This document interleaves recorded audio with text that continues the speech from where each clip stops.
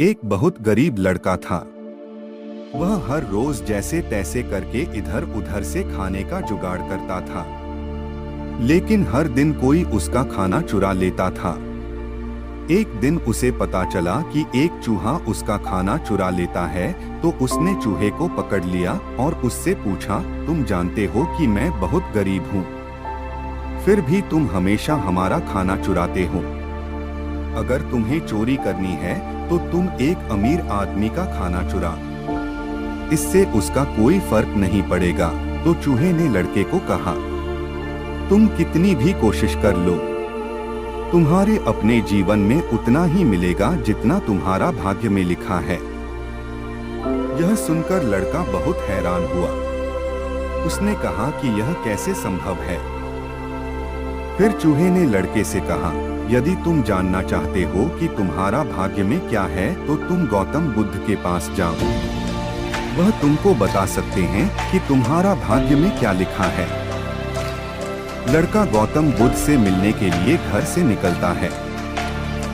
जाते जाते बहुत रात हो गई और रास्ते में उसे एक हवेली दिखाई दिया और उसने हवेली के लोगों से एक रात रुकने की अनुमति मांगी। हवेली के लोगों ने लड़के से पूछा, तुम इतनी रात को कहाँ जा रहे हो? लड़के ने कहा कि मैं अपना भाग्य जानने के लिए गौतम बुद्ध के पास जा रहा हूँ। फिर उन्होंने लड़के से कहा, तुम हमारे लिए गौतम बुद्ध से एक बात पूछ सकते हो कि हमारी एक 16 साल की बेटी है, लड़की बात नहीं कर पाती है, क्या करने से उसकी आवाज वापस आएगी? लड़के ने कहा कि मैं आपका प्रश्न जरूर पूछ लूंगा। फिर सुबह होने पर वह उन्हें धन्यवाद दिया और आगे निकल गया। आगे रास्ते में बर्फ का पहाड़ था। जब वह बड़ी मुश्किल से पहाड़ पर चढ़ा तो वहां उसकी मुलाकात एक जादूगर से हुई। जादूगर ने लड़के से पूछा कि वह कहाँ जा रहा है। उसने कहा कि मैं अपना भाग्य जानने के लिए गौतम बुद्ध के पास जा रहा हूँ। तब जादूगर ने कहा, क्या तुम उनसे मेरी ओर से एक प्रश्न पूछ सकते हो? मैं स्वर्ग जाने के लिए सैकड़ों वर्षों से तपस्या कर रहा हूँ। इतने दिनों में मैं स्वर्ग चला जा सकता था, लेकिन नहीं जा पाया, तो क्या करने से मैं स्वयं जा सकता हूँ? लड़के ने कहा कि मैं आपका प्रश्न जरूर पूछूंगा। जादूगर के पास एक जादू की छड़ी थी। वह उसकी मदद से लड़के को बर्फ के पहाड़ के दूसरे तरफ छोड़ दिया। कुछ दूर चलने के बाद उसके सामने एक बड़ी नदी मिली जिसे पार करना उसके लिए नामुमकिन था। तभी उसकी मुलाकात एक विशाल कछुए से हुई। कछुआ भी उसे नदी पार करने के लिए राजी हो गया। रास्ते में कछुए ने उसे वही प्रश्न किया कि वह कहाँ जा रहा है। लड़के ने कहा कि मैं अपना भाग्य जानने के लिए गौतम बुद्ध के पास जा रहा हूँ। कछुए ने उससे पूछा कि क्या वह मेरी ओर से गौतम बुद्ध से एक प्रश्न पूछ सकता है। मैं 500 वर्षों से ड्रैगन बनने की कोशिश कर रहा हूँ। तुम्हें ऐसा क्या करूं जिससे मैं ड्रैगन बनूं? लड़के ने कहा, ठीक है, मैं आपका सवाल जरूर पूछूंगा। कछुआ ने उसे अपनी पीठ पर बैठाया और नदी पार कर दिया। आखिरकार वह लड़का गौतम बुद्ध के पास आ पहुंचा। वहां उसने और भी बहुत से लोगों को बैठे हुए देखा।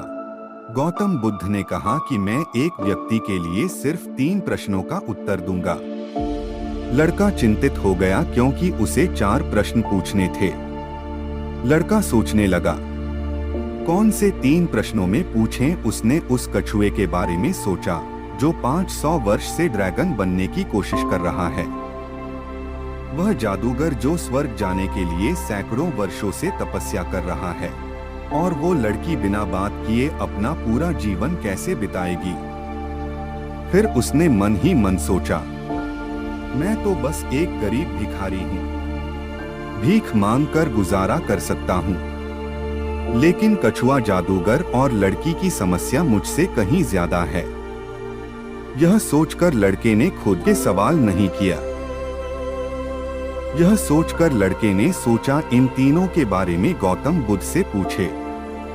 भगवान बुद्ध ने कहा, कछुआ 500 साल से ड्रैगन बनने की कोशिश कर रहा है, लेकिन वह अपने कवच को छोड़ने को तैयार नहीं है। वह तब तक ड्रैगन नहीं बन पाएगा जब तक वो अपना कवच नहीं छोड़ देता। और जादूगर स्वर्ग जाने के लिए सैकड़ों वर्षों से तपस्या कर रहा है, लेकिन उसने वह जादुई छड़ी अपने पास रखा है। वह जादुई छड़ी उसे स्वर्ग जाने से रोक रही है। अगर वह स्वर्ग जाना चाहता है तो उसे वह जादुई छड़ी छोड़नी होगी। और जिस दिन वह लड़की अपना जीवन साथी चुनने की, उस दिन से लड़की बात करने लगेगी। लड़के ने गौतम बुद्ध को धन्यवाद दिया और वहां से प्रस्थान किया।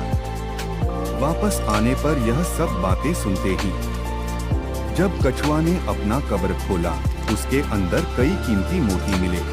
कछुए ने उन मोतियों को लड़के को दे दिया और ड्रैगन बनकर उड़ गया। वो उस हवेली में गया जहां उसने पहली रात बिताई थी। जब वह वहां गया तो कुछ लोग उसके सामने आए और बोले कि तुम वही हो ना जो उस रात हमारे हवेली में आए थे। उसने कहा हाँ, मैं वही हूँ। और फिर उस लड़के ने सारी बात बताएं और वह लड़की एक अमीर परिवार से ताल्लुक रखती थी, लेकिन उसने अपने जीवन साथी के रूप में उसी भिखारी को चुना और उसके बाद वह अपनी आवाज वापस पा गई। तो इस तरह लड़के को ध्यान शक्ति और एक सुंदर जीवन साथी मिल गया।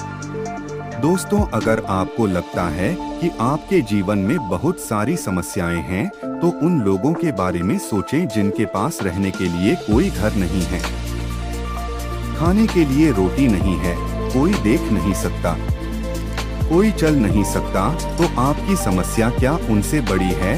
जब हम अपनी समस्याओं के बावजूद दूसरों की समस्याओं को हल करने का प्रयास करते हैं, तो हमारी समस्याओं का समाधान भी अपने आप हो जाता है।